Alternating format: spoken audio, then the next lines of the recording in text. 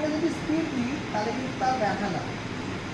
Next হচ্ছে এই জয়েন্টটা করবো, তাহলে এখানটা ধরলাম, ধরে আস্তে করে নিয়ে আসলাম, যতটা যাচ্ছে গেলাম, ছেড়ে দিলাম, আবার এই নিলাম, এই নিলাম। ভুল অনেকেই করে এইটাকে এইদিকে প্রেস করে, এটা কিন্তু নয়, এটা নিউট্রাল, এখান থেকে যতটা গেল গেল, আবার এই এই এই এই এই বোঝা গেল। এখানটা এইভাবে,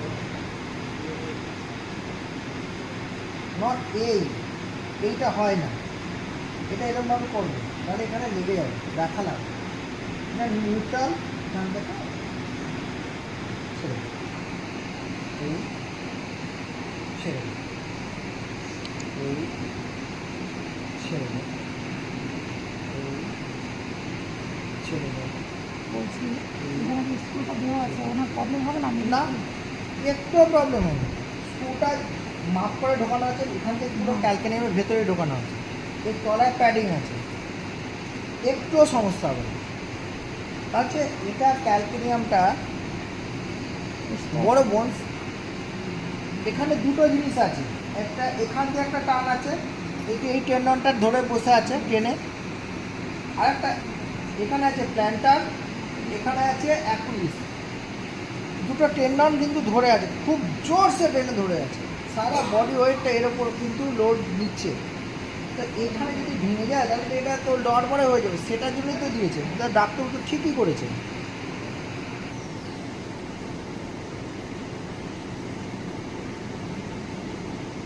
নর্মাল মোবিলিটি,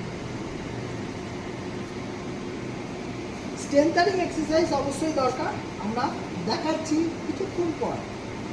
নিটাকে আগে একটু ঠিক করে নিচ্ছি, তারপর আমরা করছি।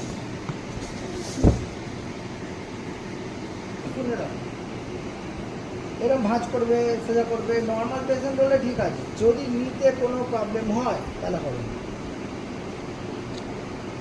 হবে না, ছোটোই হচ্ছে। না না, বড় আছে, ঠিক আছে, আমি আমার কাছে ছোটো আছে, ওটা বড় করলেই বড়।